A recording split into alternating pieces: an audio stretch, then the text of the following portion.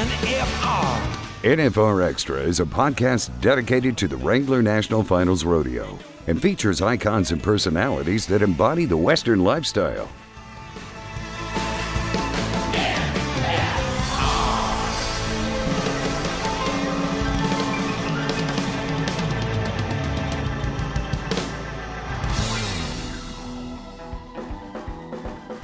Coming down to the last bull, I drew that 189. Well, he had bucked me off one time before.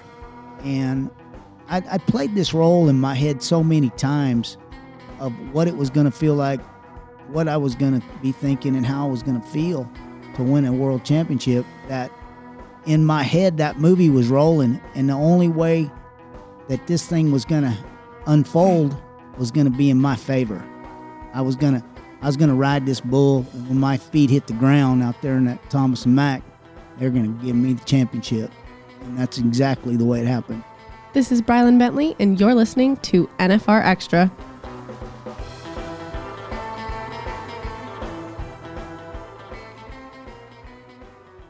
We have with us Ted Nuce and Josh Frost, the reigning world champion and the 1985 bull riding world champion. So, gentlemen, welcome to NFR Extra. Thank you very much. I'm glad to be here.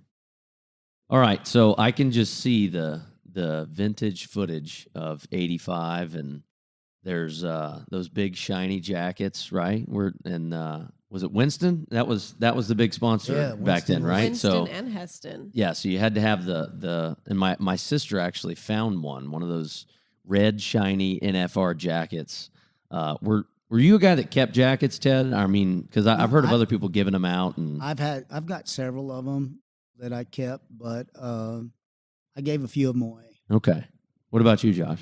I'm a jacket keeper. You are? I don't know why, but I've got every jacket I've ever been given from every circuit finals, NFR. The NFR ones I got them hanging up on the wall, but like I said, anything I get given from a committee, I have the hardest time throwing it away. I got it, and I don't know what I'm going to do with them, but I've got them all. So, Ted, when you first came to Vegas, what were kind of your initial reactions? Well, I was very excited because, we left Oklahoma City, which we're paying $4,000 go-rounds, and we're coming here for $8,000 go-rounds, and I think over a $24,000 average. Well, that's very exciting whenever you get a raise like that. Absolutely. So, do you remember the first bull you got on? Oh yeah, I got on. I think I got on my first bull. Might have been Fabian here in '85, and I think I won the go round. I won 3 go rounds that year. And when you come out here, and you can ask Josh, when you get started right, and you start winning right off the bat, you can have a great finals. And I've had them both ways. I've come here before and been bucked off the first 3 in a row, and you'd be scratching your head and saying, "What am I doing?" Oh yeah, there's nothing better than when you step off that first bull, and you like I said, that was this year. I stepped off that first one. I'm like, oh yeah, it's going to be a good 10 days. Here we go. Well, so let's go to the other side. If you feel like you're in a little bit of quicksand, what's the best thing to try and get you out of that bad mojo? Go ahead.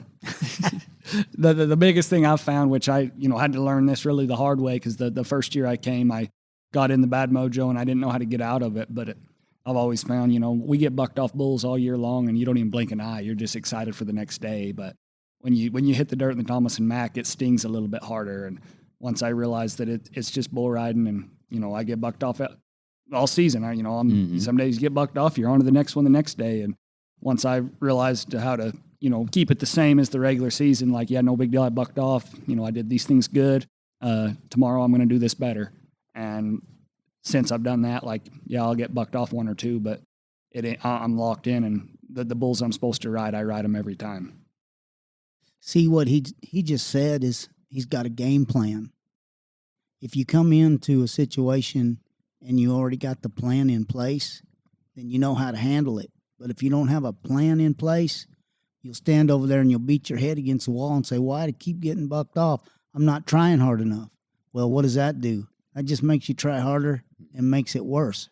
So you got to have a plan in place. So if I come here and I do buck off my first 3 bulls, I'm going to keep a positive attitude because I know that's my only chance to dig my way out of that hole. And my self-talk is going to be, I'm the greatest. I am the greatest. I am the greatest. I'm going to be feeding my subconscious mind the right food so it will dig me out of this hole.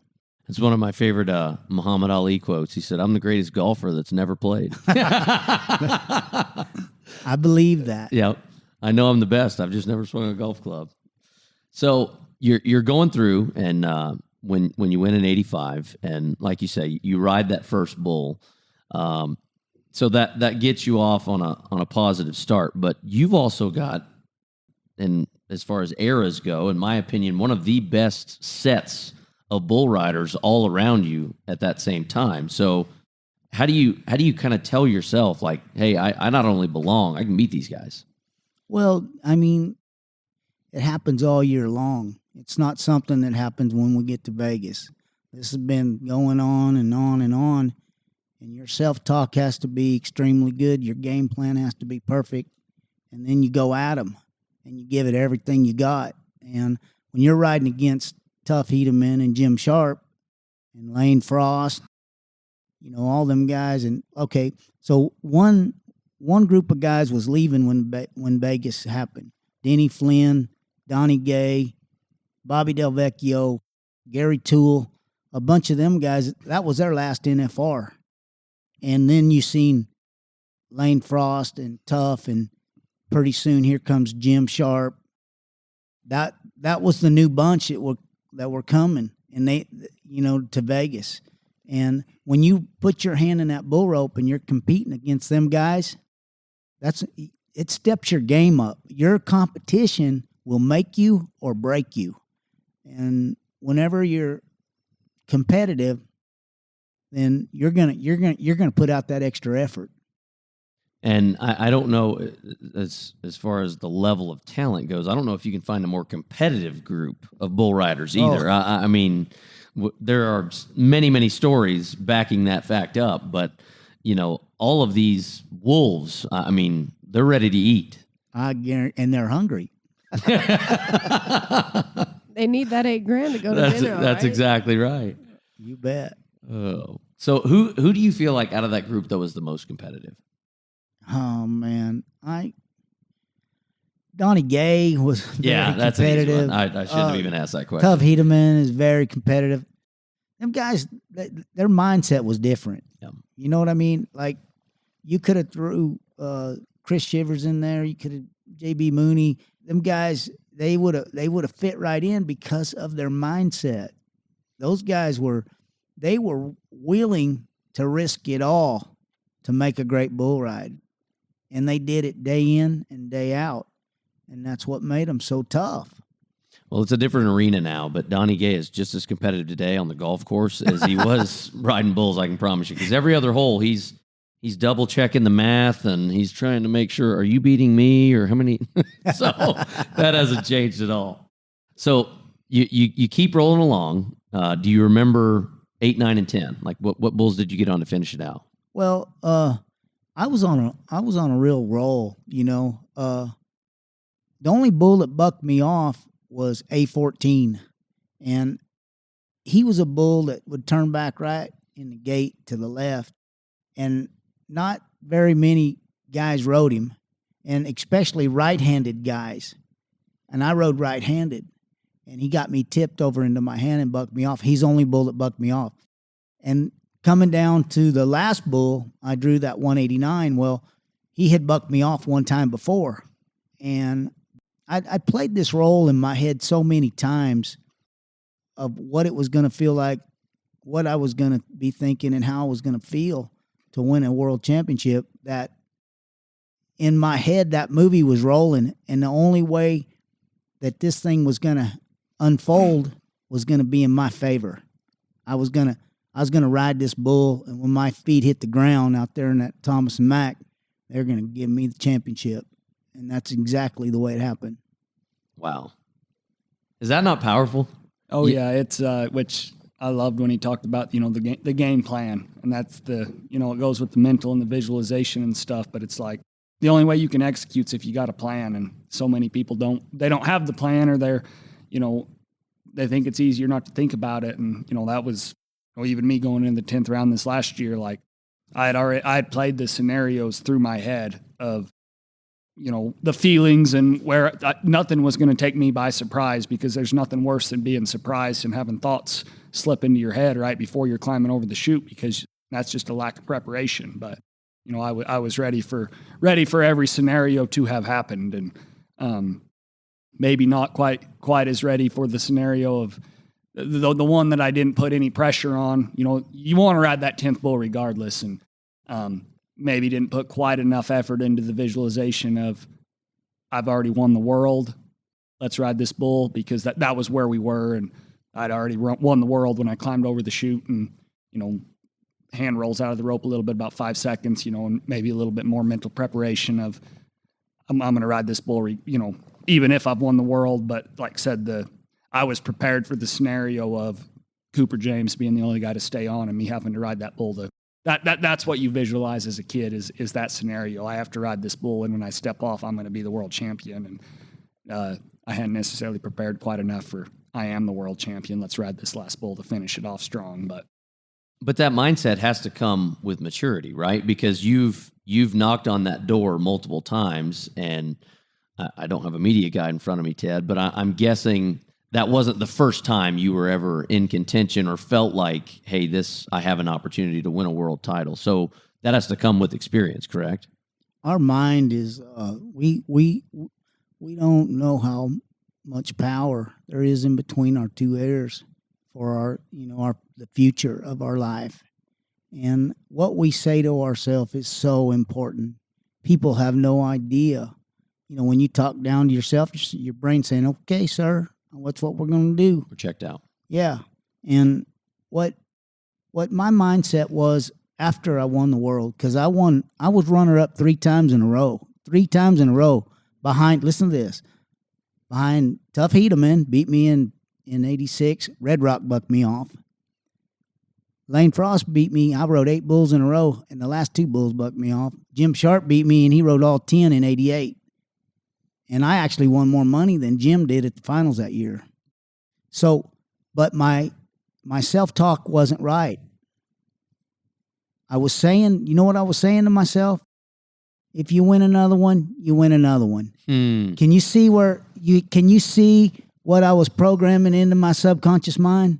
You instantly it's like just take your edge. I was so happy and content with my bull riding, but I wasn't feeding my brain the right information. And then I come back, a couple of years later in 91, and I had a great finals, and I won another. I was second again. So that self-talk taught me a real lesson. And I used this throughout my whole rodeo career and my life, because great things happen when you expect great things to happen, and you tell yourself great things are going to happen. I understand that really well, and I'm trying to teach my boys that concept, but it's hard to teach it until you've been over that road. Yeah. You know what I'm saying? Yes, sir. Until you had some real experiences in life, it's hard to teach. Yeah. Until you've had some rough times, it doesn't really sink in.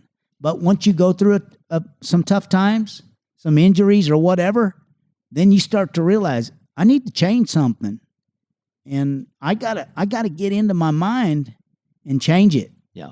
Food tastes better when you're hungry. Oh boy, I mean, that's exactly right. That's the key right there. No, it's crazy on the mindset deal. Just, funny hearing. I was the opposite end of the spectrum of him. I was the reserve world champion 3 years in a row, whereas he got the gold buckle and then did it 3 years in a row. But through all of that, Ted had mentioned it earlier in another deal we were talking about, having to believe something that isn't true, how hard it is. And that kind of resonated with me. But for me, I had to believe it. I'd been the world champion already. I believed it. I hadn't done it yet, but I knew exactly where I was going. And from the time I flipped that switch in my mind and believed it, it makes it easy to be. I acted like the world champion. You know, if you ever had a question, does the world champion go to bed and get up and work out, or does the world champion go out and drink beer and sleep in? Like once I flipped that switch, it was never a question. I never had a lack of motivation because I was the world champion. And to be a world champion, this is what world champions do. And now, like I said, it is true now. I've got the gold buckle. And on them notes, them first couple of years, I was trying to make the NFR.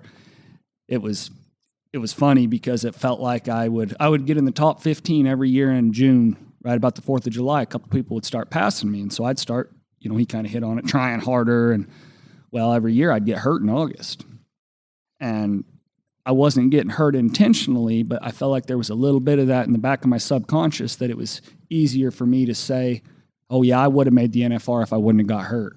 I would have made the NFR if I wouldn't have got hurt, instead of staying healthy all season. And there was that fear that if I stayed healthy and didn't make the NFR, I'd feel like I wasn't good enough to make the NFR. And that was when I flipped the switch. Is I just told myself, I said, I stay healthy all year, I'm going to the NFR. And 2019, I stayed healthy all year and made the NFR.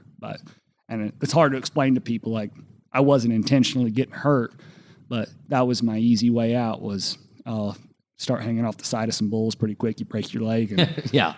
Yep, I would have made it, but I broke my leg, and I just made the choice that I'm going to stay healthy this year, and I'm going to go to the NFR, and that was what I did.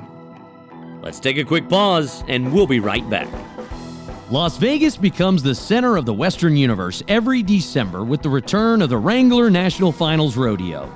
And, of course, Cowboy Christmas presented by Pro Fantasy Rodeo. It's the perfect way to spend your day with family and friends. There's endless shopping, entertainment on the Ariat Rodeo live stage, the Yeti Junior NFR, contestant autograph sessions, and all-day fun. There's so much and more in Las Vegas. Cowboy Christmas, presented by Pro Fantasy Rodeo. It's all here.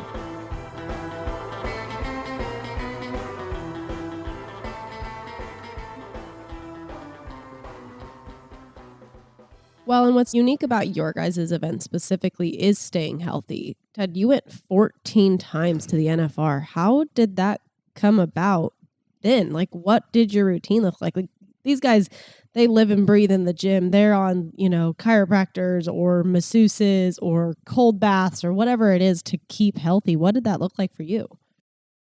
I had one key, and that was get off really good. That's great advice, though. And I did that. It didn't matter if a bull was spinning to the right or to the left. I could step off and land on my feet a whole more than I didn't. And by mastering that and riding with an American rope and learning how to get my hand out of there and not getting it stuck or hung up, then I could step off pretty easy and land on my feet. But I got on a lot of bulls. I got on a lot of practice bulls. And they all those practice bulls weren't ranked bulls. They were just bulls. They were just good jump kick bulls. But I was getting on, getting off, going through all the mental stuff. Pretty soon, when you've been on so many, everything becomes second nature. You're thinking second nature. There is no thinking. You learn to quiet your mind, and you're just going through the motions. It's like looking at a target and seeing the target and just throwing at it. Your chances of hitting are a lot better than if you start thinking and you think, oh, I need to do this, I need to do that. How hard's the wind blowing?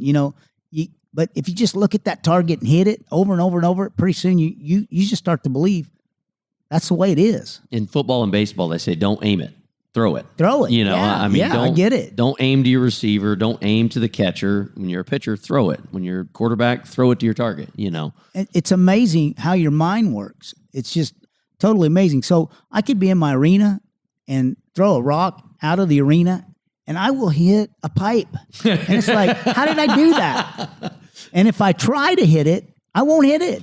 Bowling, golf. Yep. Like, you can grab a bowling ball and just say, go knock those pins down. Most of the time, the first time you throw that bowling ball, you'll get a strike. Yep. And then when you start trying to do it again, all of a sudden it gets real, real hard to throw that ball in a straight line. Well, that's like in golf when you're trying to stop looking at the ball because you want to watch it after you hit. Like, keep Keep your eye on that ball. Yep. Stop making it more complicated than it really is. Yep. Focus on what the goal is at hand. Yes, exactly. So what do you think has changed the most, Ted, from when you were riding to the competitors you see now? Okay, this is what I believe. I believe that there's always been ranked bulls, but now 90% of the bulls are ranked.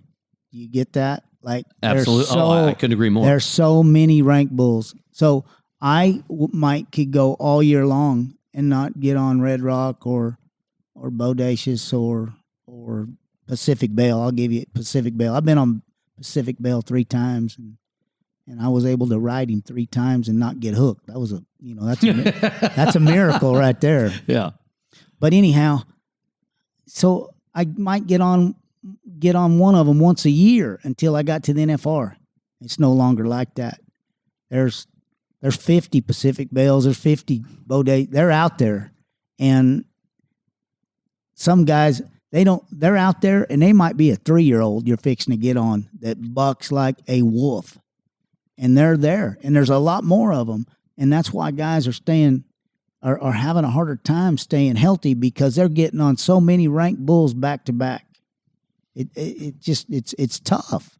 Well, and it's crazy we do the NFR list. We're supposed to pick the 100 best bulls, and even from 2019, first year I made it, to now, like I remember 2019, we got to 150 bulls really easy. Yeah. Because you go through the stats, and a bad out or a 78-point score here, they get eliminated, and every year it started getting harder. And like this year, we got to the list. There was 300 bulls out there that could have went to the NFR. Wow. You legitimately couldn't find something wrong with the bull. Like, and I don't mean to interrupt you, but there's some guys, just one company, that'll have 200 or 300 bulls.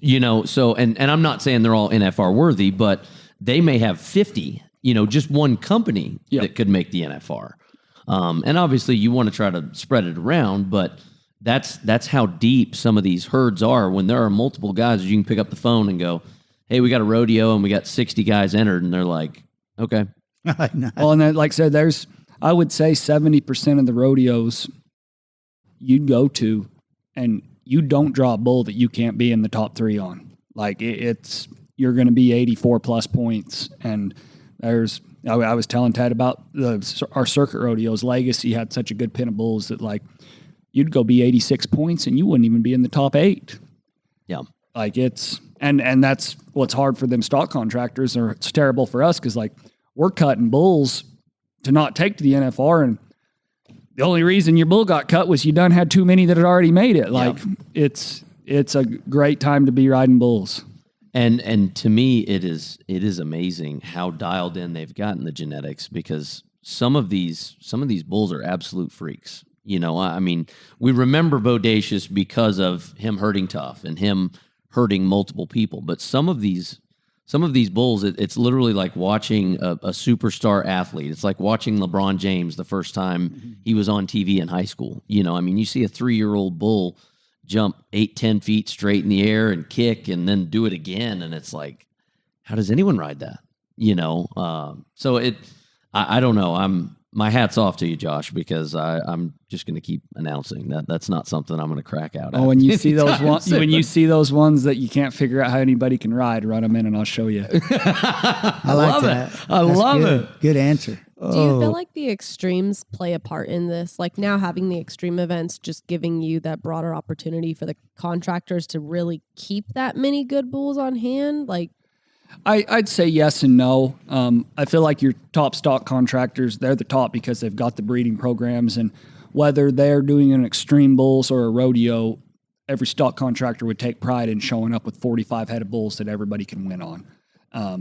I would say the extreme bulls is probably when you see the draw come into that's when I would say we get the pickiest about the draw, because you do get a lot of those extreme bulls where you got them and they'll bring in 4 different stock contractors, and there'll dang sure be a split in the quality of bulls, whereas somebody's got 20 really good ones, and if you draw so-and-so's bottom bull, you're going to be 78 points at a $70,000 added extreme bulls and not win a check. But it's also, that's how spoiled we've got as bull riders, for the fact of Ted can probably tell you lots of stories. He made the whistle and didn't win money.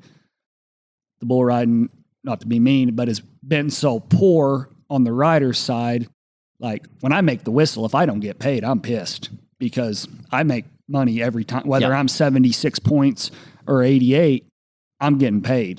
And the bull riders are finally getting better again to the point that you're starting to see a lot more of those places where we're going to ride 15 bulls, and but the cool part is we're getting 15 scores over 80 points. Yeah. Whereas in Ted's day, they were riding 30 out of 40, maybe even higher, 35 out of 40, but then bottom scores were 55 to 60. Fall into the wayside. Yep. So speaking of individual rides, outside of your gold buckles, because that might be an easy one. I want to know, because you're not an old man yet, Ted, but when you are an old man sitting on the front porch, what is one ride that when nobody wants to listen anymore, you're still going to say, I rode that one? Well, I'm gonna let me just say this, that two of the greatest bull rides I've ever seen, the greatest bull rides I've ever seen, was Tough whenever he did ride Bodacious. Okay. And Lane Frost riding Red Rock. Okay. Two of the greatest bull rides I've ever seen. And I was able to ride some pretty good bulls. I've rode some eliminators. I mean, some real eliminators. And then I've rode some really good bulls. And, 189 at the finals, he wasn't a ranked bull. He was just a good bull. He had a lot of timing, pretty fast, but he was the one that I needed that day. Mm-hmm. And so that was, I rode this bull at Fort Worth, Charlie Brown. He'd been in the NFR in the eliminator pen. He belonged to Neil Gay. And I had him in the short go at Fort Worth. And this black Bramer, he had some off days, but when he bucked. And I was 88 points on him in the short go at Fort Worth, and I won the short go. And I would say that was pretty snazzy bull ride. Josh? It was actually last year, and it was funny. I had been fighting some injuries last year, and so, but my strategy was I was going to enter super hard over the fourth, and then when I drew a bad bull, I'd just turn out. I'll be dang if I don't hit this glory streak of 10 rodeos in a row where I draw the buckiness first place bull at every single rodeo. Yep. And through the course of that, there was a bull called Cool Whip, the DNH hauled. Yep. And I'd almost rode him 3 times. And then Pete Carr had a bull called Bayou Bengal that was the bull of the year, the year before. Yep. He'd bucked me off at the finals. Both of the bulls had bucked me off 3 times. I'd almost rode Cool Whip all 3 times. Bayou Bengal had just annihilated me all 3 times. Like, didn't even have an answer for him. Wasn't close. And so I was so excited for Cool Whip at Greeley. Well, I'll be dang if he don't come out, whip me down, second jump, freaking split my chin open. And so then I'm sitting there and I got Bayou Bengal the next day, and I'm like, I was sure I was going to ride Cool Whip. I got Bayou Bengal, and Bayou Bengal is always out of the rights. Pecos only has lefts. Well, the year before at Pecos, out of the rights, Bayou Bengal is in the gate to the right, just bucking, kicking and spinning. Pecos out of the lefts the year before, this sucker was an eliminator. He had the rankest, steepest belly roll you ever seen, follow the gate around to the right and piled up. I think Jeff Askey Trey Benton got on him. And so, but we got to go get it. I knew if I made the whistle, I was going to win it. And I'll be dang if he don't come out of there and throw 2 of the biggest, nastiest belly rolls you've ever seen and then turn back to the left. And he made a mistake when he went into my hand. But I was doing all I could to be in position to follow that gate around away from my hand. And when he came back left, I got even a couple spur chops, ended up being 90 points. That's one Pecos. And it was just kind of a cool story the way it led up. And like I said, I wasn't a huge Bayou Bengal fan leading up to that. I've rode him now, and I'd be okay if I don't ever draw him again. Well, gents, this has been a blast, and we appreciate you sharing your stories and your time with us, and we look forward to seeing you whenever we get back to the NFR. Looking forward to it. Want to experience more of the NFR? Then visit NFRexperience.com, and we invite you to subscribe to NFR Extra on Apple Podcast, Spotify, iHeartRadio, and wherever you're listening right now. If you like what you've heard on NFR Extra, we would love it if you gave us a 5-star rating and tell your friends how to subscribe.